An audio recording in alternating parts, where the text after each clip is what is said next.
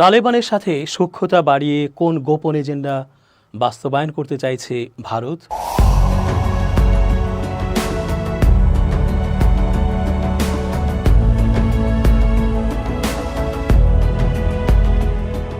আসসালামু আলাইকুম প্রিয় দর্শক, আশা করছি আল্লাহ পাকের রহমতে ভালো আছেন। চেঞ্জ টিভির আন্তর্জাতিক চোখ অনুষ্ঠানে আমি এস.জি. রতন স্বাগত জানাচ্ছি আপনাদের সকলকে। চীন, পাকিস্তান, বাংলাদেশ, মালদ্বীপ, নেপাল সহ প্রতিবেশী অন্যান্য রাষ্ট্রের সঙ্গে দাঁড়াকোড়ার সম্পর্কের মধ্যে হঠাৎই সম্পর্ক ঝালাইয়ে ব্যস্ত হতে দেখা যাচ্ছে ভারতকে। অথই পাথারে পড়ে ভারত যদি একেবারেই কোণঠাসা হয়ে যায় তাহলে ভারত যাবে কোথায়? তাই অল্প অল্প করে সম্পর্ক উন্নয়নের চেষ্টা করছে ভারত। এবার সেই তালিকায় আফগানিস্তান। কিন্তু শুধুই কি সম্পর্ক উন্নয়ন, নাকি অন্য কোনো দুরভিসন্ধি আছে? এই অঞ্চলে কোন গোপন এজেন্ডা বাস্তবায়ন করার ছক আঁকছে তারা? মার্কিন সাম্রাজ্যবাদকে হটিয়ে আফগানিস্তানের ক্ষমতাভার তালেবানদের হাতে গেলে বড় রকমের ধাক্কা খায় ভারত। দেশটিতে ভারতের বিলিয়ন ডলারের বিনিয়োগ পুরোটাই পড়ে যায় চরম অনিশ্চয়তার মধ্যে। এছাড়া আফগানিস্তানে থাকা ভারতীয় নাগরিকদের নিরাপত্তা নিয়েও সেই সময় চরম বেকায়দায় পড়তে হয়েছিল দেশটিকে। এসব কারণে প্রথম থেকেই তালেবানদের সঙ্গে তিক্ততার মধ্য দিয়ে যাচ্ছিল ভারতের সম্পর্ক। তবে তিক্ততা ভুলে এবার তালেবান সরকারের সঙ্গে প্রথমবারের মতো দিল্লির উচ্চপদস্থ কর্মকর্তাদের বৈঠকের পর আফগানিস্তান ও ভারতের সম্পর্ক নতুন মাত্রায় পৌঁছেছে। কাবুলের সঙ্গে দিল্লির সম্পর্কের ঘনিষ্ঠতাও এই বৈঠকের মধ্য দিয়ে জোরদার হওয়ার আশা করেছে দিল্লি। অপরদিকে ইসলামপন্থী তালেবান সরকারের জন্য এটি বড় ধরনের কূটনৈতিক পদক্ষেপ হিসেবে বিবেচিত হচ্ছে। গত বুধবার ৮ জানুয়ারি মধ্যপ্রাচ্যের দেশ দুবাইতে ভারতের পররাষ্ট্র সচিব বিক্রম মিশ্রি ও তালেবান সরকারের ভারপ্রাপ্ত পররাষ্ট্রমন্ত্রী আমির খান মুত্তাকি সাক্ষাৎ করেছেন। তালেবান পররাষ্ট্র মন্ত্রণালয়ের বিবৃতি অনুসারে আফগানিস্তানের নিরাপত্তা জোরদার, উন্নয়নমূলক কাজে ভারতের অংশীদার হওয়া ও মানবিক সহযোগিতা বৃদ্ধি করা নিয়ে দুদেশের মধ্যে আলোচনা হয়েছে। এছাড়াও ইরানের চাবাহার বন্দর ব্যবহার করে যুদ্ধবিধ্বস্ত দেশটি যেন বাণিজ্যিক কার্যক্রম পরিচালনা করতে পারে সে বিষয়েও আলোচনা হয়েছে। বিবৃতিতে বলা হয়, সমতা ও অর্থনৈতিক গুরুত্বের ওপর ভিত্তি করে গঠিত আফগানিস্তানের পররাষ্ট্রনীতি অনুসারে গুরুত্বপূর্ণ আঞ্চলিক ও অর্থনৈতিক অংশীদার হিসেবে ভারতের সঙ্গে রাজনৈতিক এবং অর্থনৈতিক সম্পর্ক জোরদার করতে চায় আফগানিস্তানের ইসলামিক শাসক গোষ্ঠী। উল্লেখ্য, তালেবান 2021 সালে দ্বিতীয় দফায় আফগানিস্তানের ক্ষমতা দখলের পর এটি তালেবান ও ভারতের মধ্যকার সর্বোচ্চ পর্যায়ের বৈঠক। দ্বিপাক্ষিক এই বৈঠক সম্পর্কে ভারতের পররাষ্ট্র মন্ত্রণালয় জানিয়েছে, আফগানিস্তানের অনুরোধ সাপেক্ষে ভারত প্রথম ধাপে দেশটির স্বাস্থ্য খাতে সহায়তার জন্য সরঞ্জাম সরবরাহ ও শরণার্থীদের পুনর্বাসনের কাজে সহযোগিতা করবে। ক্রীড়া ক্ষেত্রেও অর্থাৎ ক্রিকেটেও পারস্পরিক সহযোগিতা বাড়ানোর বিষয়ে দুদেশের মধ্যে আলোচনা হয়েছে। সাম্প্রতিক ঘটনাবলীর ওপর নজর রাখা আফগানিস্তান বিষয়ক বিশেষজ্ঞ ও মন্ত্রয়া ইনস্টিটিউট অফ স্ট্র্যাটেজিক স্টাডিজ এর প্রতিষ্ঠাতা ম্যারিয়েট ডি সুজা মনে করছেন, এই বৈঠকের মাধ্যমে দুই দেশের সম্পর্কেও নতুন দিক উন্মোচিত হয়েছে। ডয়েচে ভেলেকে ম্যারিয়েট বলেন, ভারতের নীতির মূল উদ্দেশ্যই হল আফগানিস্তানে তাদের পুরনো প্রভাব ফিরে পাওয়া ও কাবুলের সঙ্গে সম্পর্ক পুনঃপ্রতিষ্ঠা করা। তিনি বলেন, এছাড়া 2021 আগস্ট থেকে চীনের উপস্থিতি বাড়ার ফলে এই অঞ্চলে নিজের আধিপত্য প্রতিষ্ঠা করতেও ভারত বদ্ধপরিকর। আফগানিস্তানে নিযুক্ত ভারতের সাবেক রাষ্ট্রদূত গৌতম মুখোপাধ্যায় ডয়েচে ভেলেকে জানান, ভারত তার কূটনৈতিক অবস্থানের পুনর্মূল্যায়ন করার পাশাপাশি তালেবান নেতৃবৃন্দের সঙ্গে সম্পর্ক স্বাভাবিক করার চেষ্টা করছে। গৌতম মুখোপাধ্যায় বলেন, কঠোরভাবে নারীদের দমিয়ে রাখা ও সর্বক্ষেত্রে তাদের অধিকার বঞ্চিত করা তালেবান সরকারকে আনুষ্ঠানিকভাবে স্বীকৃতি দেওয়ার জন্য ভারত কোনো চাপে নেই। তিনি আরও বলেন, এর বাইরেও নানা কারণে দুই দেশের মধ্যকার কার্যক্রম বাড়ানোর কারণ রয়েছে, যেমন বাণিজ্য, ঐতিহাসিক সম্পর্ক পুনঃস্থাপন, চাবাহার ও international north south transport corridor এবং চীন গুরুত্বপূর্ণ। এদিকে গত নভেম্বরে ভারতের পররাষ্ট্র মন্ত্রণালয়ের জ্যেষ্ঠ কর্মকর্তা জে.পি. সিং তালেবান নেতৃবৃন্দের সঙ্গে বেশ কয়েক দফায় বৈঠক করেছেন। এর মধ্যে গুরুত্বপূর্ণ ছিল আফগানিস্তানের প্রতিরক্ষামন্ত্রী মোল্লাহ মোহাম্মদ ইয়াকুবের সঙ্গে বৈঠক। মানবিক সহায়তার কাজ সমন্বয় করার উদ্দেশ্যে 2022 জুন মাসে ভারত একটি টেকনিক্যাল টিম পাঠায় কাবুলে। ওই দলটি আফগানিস্তানকে দিল্লি কিভাবে সহায়তা করতে পারে সে বিষয়ে পর্যালোচনা করে। এরপর থেকেই তালেবান দিল্লিতে তাদের স্থায়ী প্রতিনিধি প্রেরণের দাবি জানিয়ে আসছিল, যার পরিপ্রেক্ষিতে ভারত তালেবানের প্রতিনিধি হিসেবে ইকরামউদ্দিন কামিলকে মুম্বাইয়ে অবস্থিত আফগানিস্তানের দূতাবাসে কাজের অনুমোদন দেয়। একই সঙ্গে তালেবান সরকার আফগানিস্তানের নাগরিকদের জন্য বিশেষ করে শিক্ষার্থী, ব্যবসায়ী ও রোগীদের ভারতীয় ভিসা প্রক্রিয়া সহজ করার অনুরোধ করে।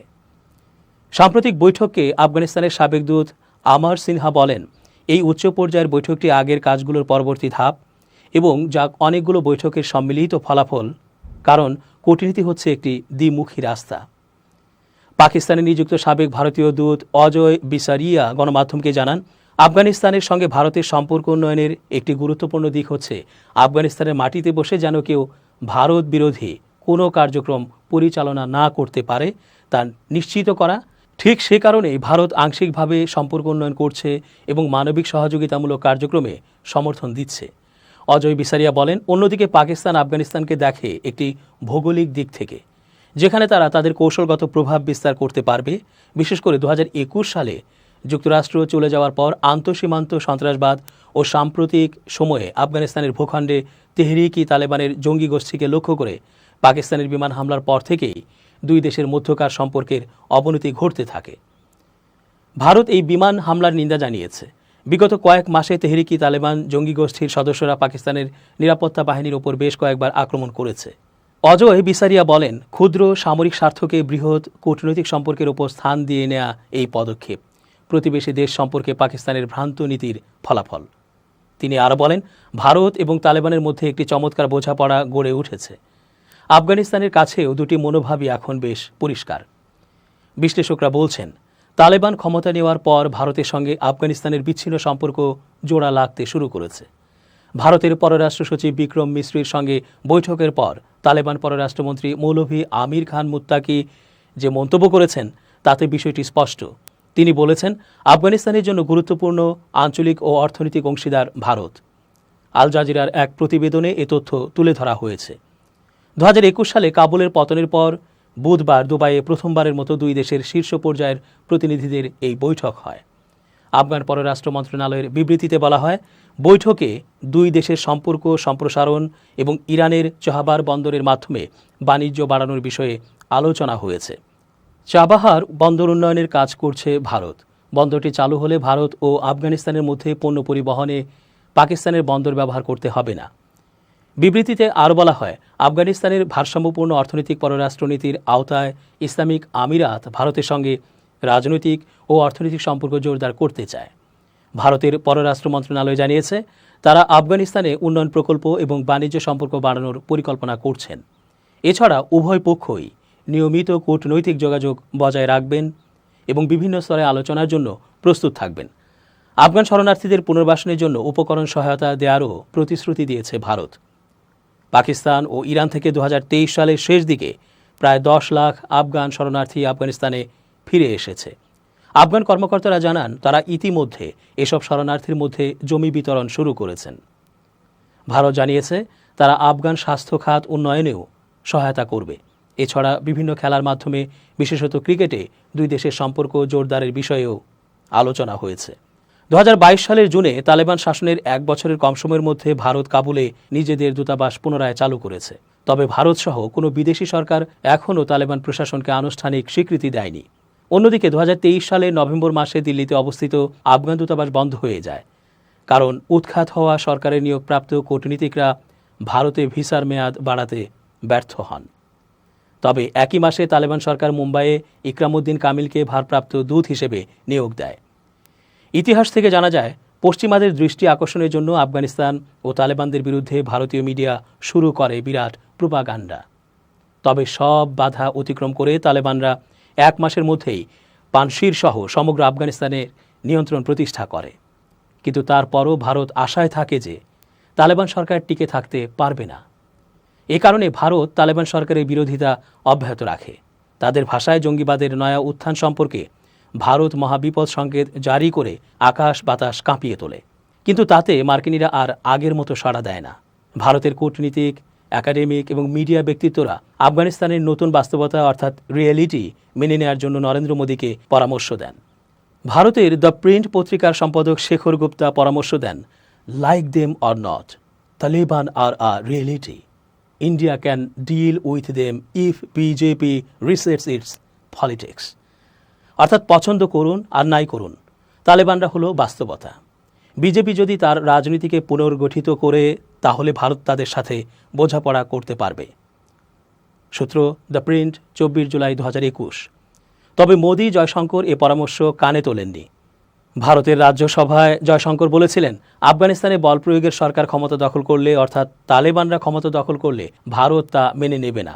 পরবর্তীতে তালেবানরা চূড়ান্তভাবে আফগানিস্তানের ক্ষমতা দখল করলে ভারত ওয়েট অ্যান্ড ওয়াচ নীতি অবলম্বন করে। কাবুল ও নয়াদিল্লিতে অবস্থিত পরস্পরের দূতাবাস কার্যত বন্ধ হয়ে যায়। কিন্তু দিনে দিনে তালেবান সরকার তাদের অবস্থান সুসংহত করে এবং আফগানিস্তান স্থিতিশীলতার দিকে অগ্রসর হতে থাকে। চীনের সাথে তালেবানদের ঘনিষ্ঠতা বৃদ্ধি পায়। 2024-এর 30 জানুয়ারি বেইজিংয়ে নিযুক্ত আফগান রাষ্ট্রদূত আসাদুল্লাহ বেলাল করিমির পরিচয়পত্র প্রেসিডেন্ট শি জিনপিং গ্রহণ করেন, যা ছিল মূলত তালেবান সরকারকে চীনা স্বীকৃতির বহিঃপ্রকাশ। চীন তালেবান ঘনিষ্ঠতা ভারতকে ঈর্ষান্বিত করে তোলে। এশিয়া হয়ে পড়েছে ভূ রাজনৈতিক দ্বন্দ্ব খেলার কেন্দ্রবিন্দু, কেননা এশিয়ার দেশ চীন হয়ে উঠেছে মার্কিন যুক্তরাষ্ট্রের অর্থনৈতিক প্রতিদ্বন্দ্বী। চীন মার্কিন দ্বৈরথের কারণে এশিয়ায় ক্ষণে ক্ষণে বন্ধু বদলের পাশাপাশি শত্রু বদলও ঘটে চলেছে। দুনিয়া আর আগের ঠান্ডা লড়াইয়ের যুগের অবস্থায় নেই, যেখানে দেখা যেত এক ঝাঁক দেশ চোখ বন্ধ করে মার্কিন কিংবা সোভিয়েত বলয়ে ঢুকে পড়ছে। বর্তমান দুনিয়ায় বিভিন্ন রাষ্ট্রসমূহের পারস্পরিক পররাষ্ট্র বিষয়ক নীতিমালা সম্পূর্ণ ভিন্ন ও জটিল প্রকৃতির। শত্রুগণ্য দেশগুলোর মধ্যে যুদ্ধ চললেও বাণিজ্যিক যোগাযোগ ঠিকই চালু থাকে কিংবা পুরোপুরি বন্ধ হয়ে যায় না। অর্থাৎ বর্তমান দুনিয়ায় ভূ রাজনীতি অর্থাৎ জিও পলিটিক্সের চেয়ে ভূ অর্থনীতি, জিও ইকোনমিক্স আরও বেশি গুরুত্বপূর্ণ। 2024-এর 5 আগস্ট শেখ হাসিনার পতনের পর ভারতীয় মিডিয়া বাংলাদেশের বিরুদ্ধে মিথ্যা প্রোপাগান্ডার জোয়ার বইয়ে দিয়েছে। তারা বাংলাদেশের বিরুদ্ধে সংখ্যালঘু নির্যাতনের ঘটনা অতিরঞ্জিত করে প্রচারের পাশাপাশি বাংলাদেশের রাষ্ট্র ক্ষমতা জঙ্গিবাদীদের দখলে চলে যাওয়ার বানোয়াট গল্পও প্রচার করে। বাংলাদেশে মানুষ হাসিনার ফ্যাসিবাদী শাসনের বিরুদ্ধে যেভাবে ঐক্যবদ্ধ হয়েছিল, সামনের দিনগুলোয় জাতীয় স্বার্থের বিষয়ে যদি সেভাবেই ঐক্য ও সংহতি প্রদর্শন করে, তবে সব বিদেশি প্রোপাগান্ডা ব্যর্থ হয়ে পড়বে। আগামীর দুনিয়ায় জঙ্গিবাদ জুজুর ভয় দেখিয়ে স্বার্থসিদ্ধির কৌশল ক্রমান্বয়ে অলাভজনক হয়ে পড়বে। দর্শক, আজকের মতো শেষ করছি এখানেই। ধন্যবাদ।